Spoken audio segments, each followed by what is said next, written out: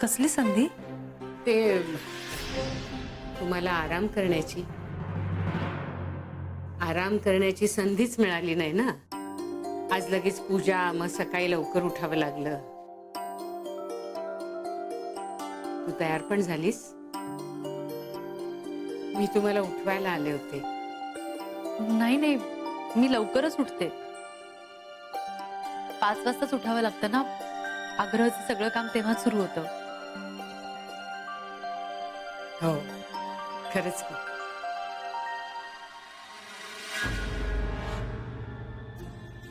या तुम्ही आवरून या खाली.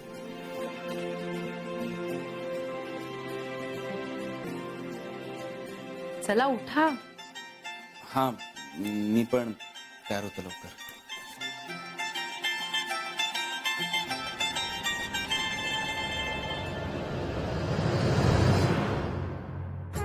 महागणपति देवताभ्यो नमः. गंधाक्षतपुष्पं समर्पयामि. हृद्रां कुंकुमं सकल सौभाग्यद्रव्यं समर्पयामि. नमस्करोमि. वक्रतुंड महाकाय सूर्यकोटि समप्रभ निर्विघ्नं कुरु मे देव सर्वकार्येषु सर्वदा. महागणपति देवताभ्यो नमः.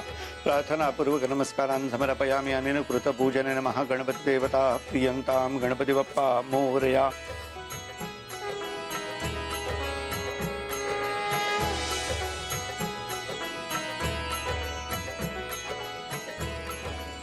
शांताकारं भुजगशयनं पद्मनाभं सुरेशं विश्वाधारं गगनसदृशं मेघवर्णं शुभांगं लक्ष्मीकान्तं कमलनयनं योगिविरजानुगम्यं वंदे विष्णु भवभयहरम्. आता आरतीसाठी सगळ्यांनी उभं राहायचं.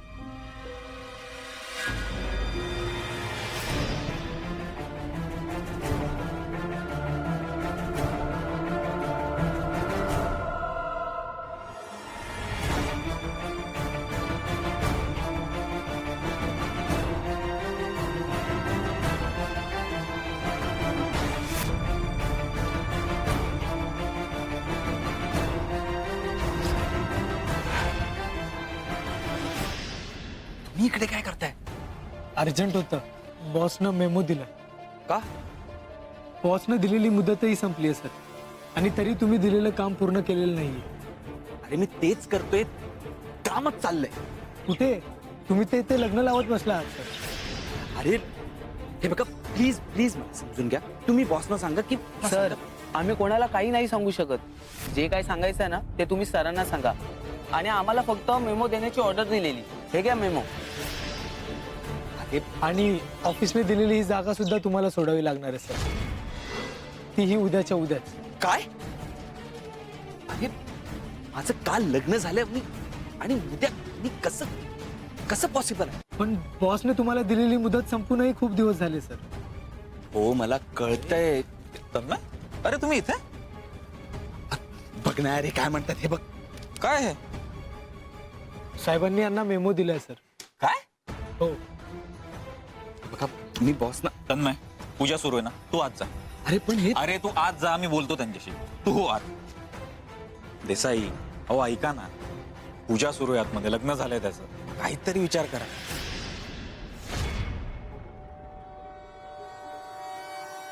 ते ऑफिसचे कलिग होते, बॉसचा निरोप घेऊन आले होते की नवीन प्रोजेक्ट आले, लगेच हातात घ्या. पण मला कसं शक्य होईल ना. आता सगळं आरतीसाठी सगळे वाट बघतायत. या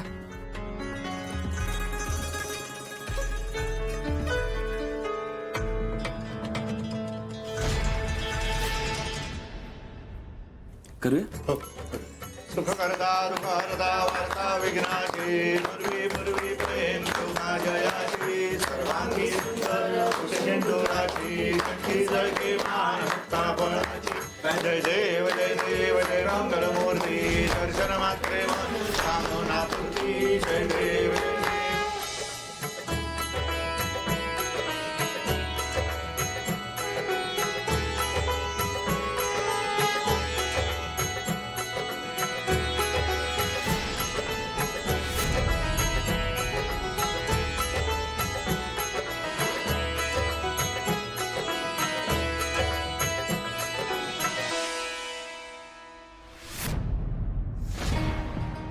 आई मी आजच्या दिवसात आरोहीला सगळं सांगेन. आई प्लीज नको काळजी कर, मी नक्की तन्मय,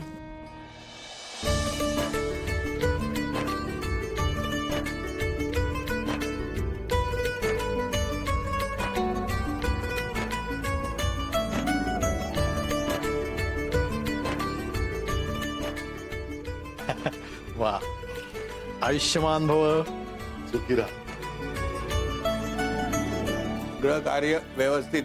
हा, मस्त छान. हे घ्या. अरे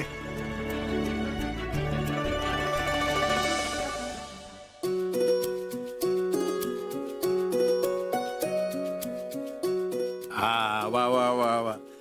छान आहे बरं का तुझं घर. माझं हो, तुझंच. आता या घरावर मनापासून प्रेम कर, म्हणजे तुझं घर आणखीन छान दिसेल तुझ्या मनासारखं. हो काका. ओके? बरोबर पॉइंट बोललात तुम्ही काका. आणि आज रात्री आग्रावर जेवायला येत आहे, लक्षात आहे ना? एक मिनिट, आनंदा आज रात्रीचं जाऊ दे, आता तुम्ही जेवायला चला.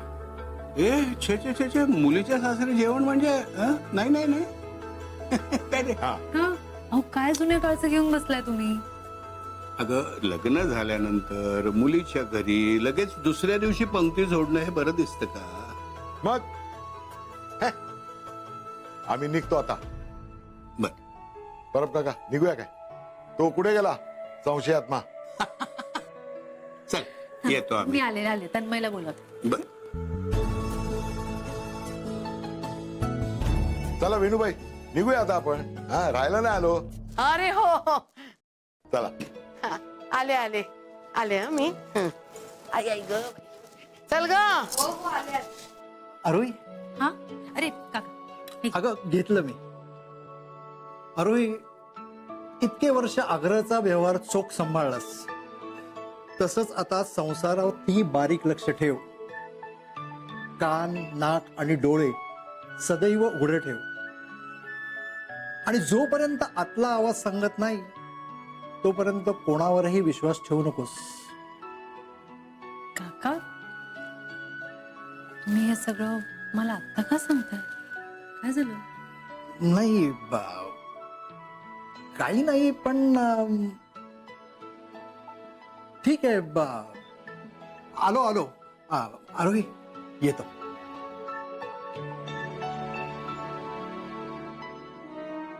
काका पण ना, अरे काय करणार आहेस तू आता? मला काय माहित नाही आता. बघ ऑफिसचं कसं चालू आहे सगळं? हे काय चाललंय एवढं तुमचं? काय नाही, ऑफिसच्या गप्पा. आत्ता इथे तीर्थ घ्या आता, आणि बाकी सगळे पण आहेत घरात, बोला सगळ्यांशी जरा.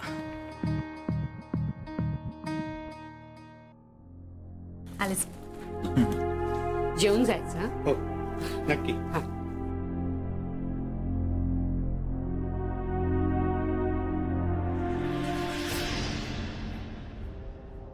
तन्मय, इकडे ये. मला जरा बोलायचं.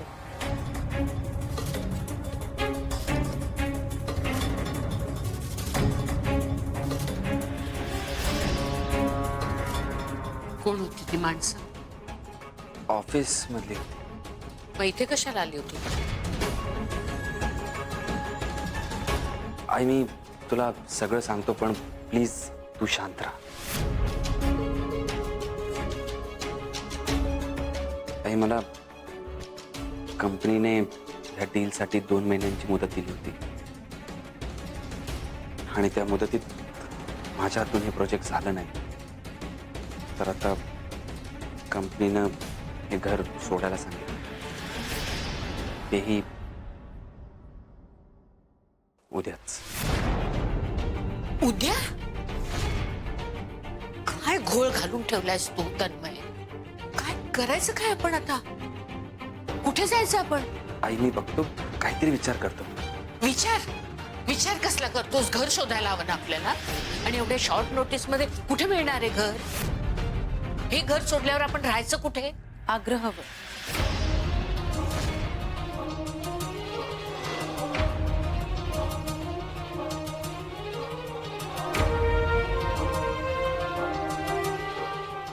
आपण आग्रहावर राहायला जाऊया.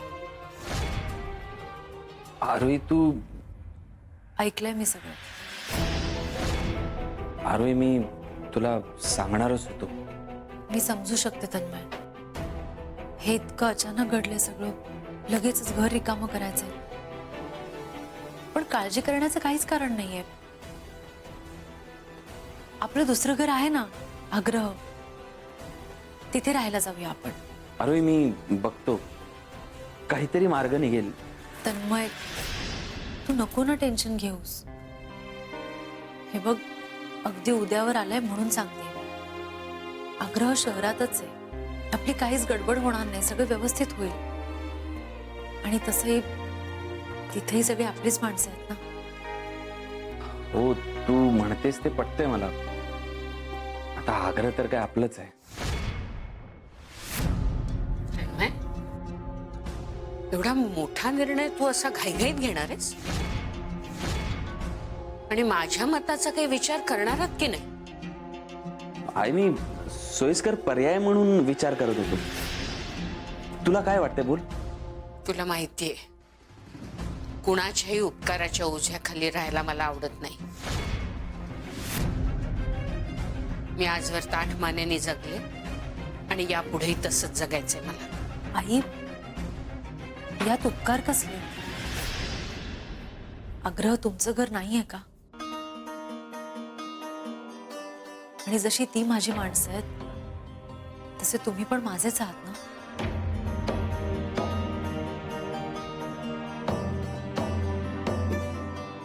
बरोबर आहे तुझं. तुम्ही सगळी खूप चांगली माणसं आहात. पण तरी सुद्धा माझं मन नाही तयार होत. आई पण दुसरा कोणताही पर्याय नाहीये.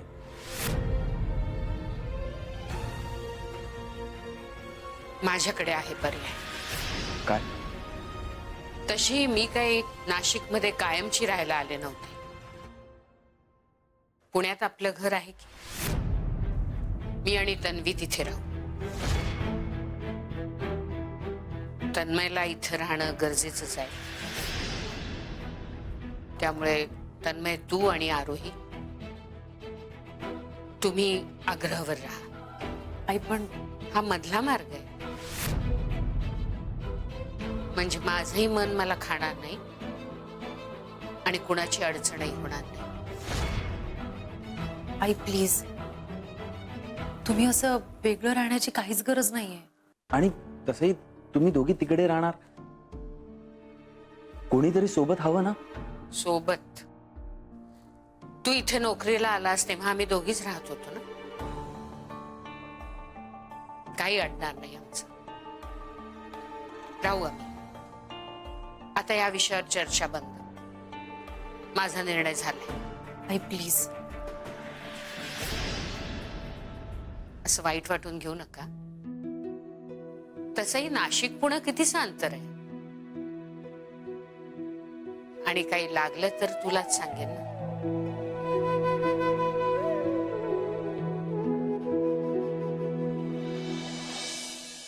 बरं झालं ही रजाई काढली ते.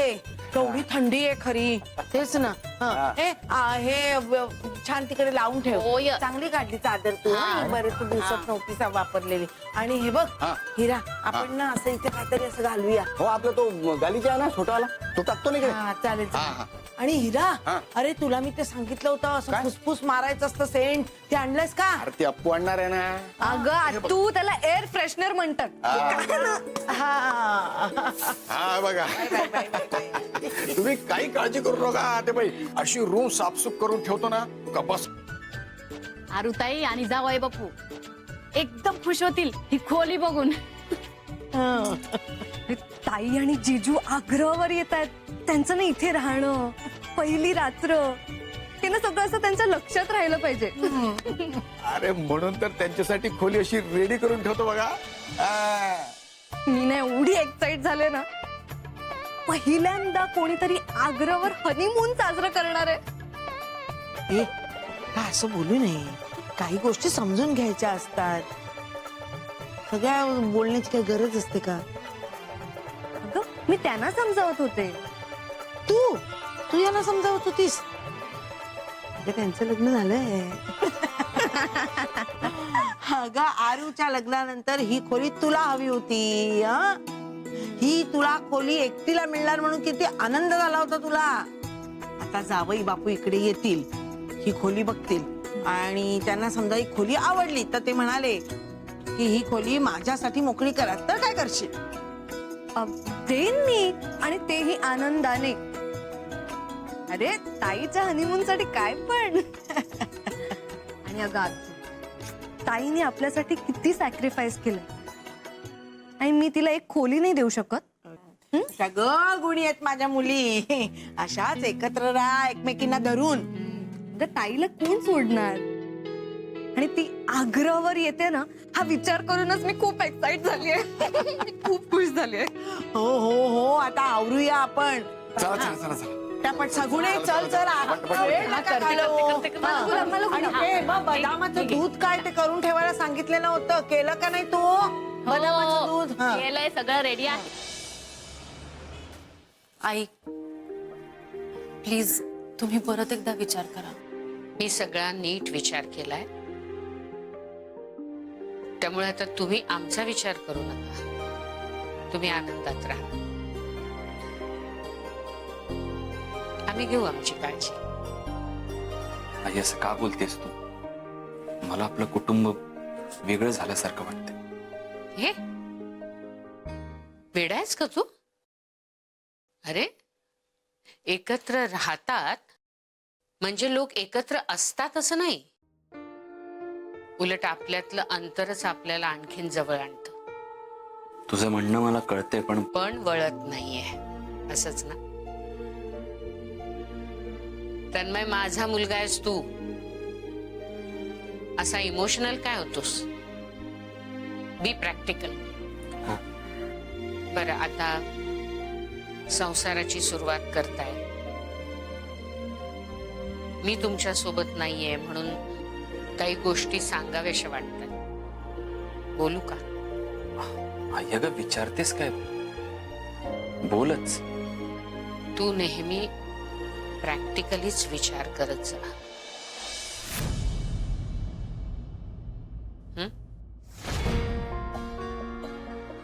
कधीही घाईघाईने निर्णय घेऊ नकोस.